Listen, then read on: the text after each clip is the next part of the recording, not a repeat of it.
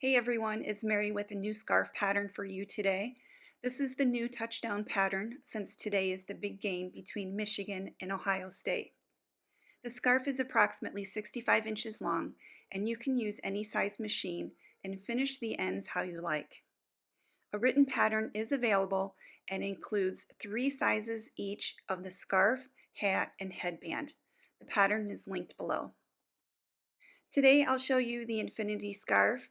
We'll need to knit with waist yarn on both ends and we'll bind off with a long tail.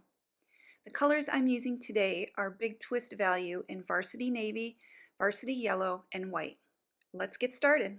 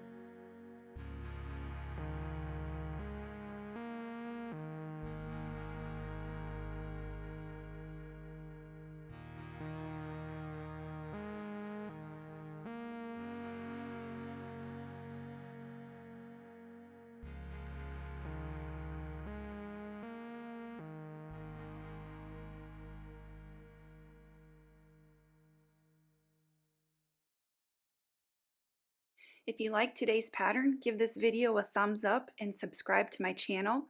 And don't forget to check out those links below. If you have any questions, feel free to email me. Thanks for watching.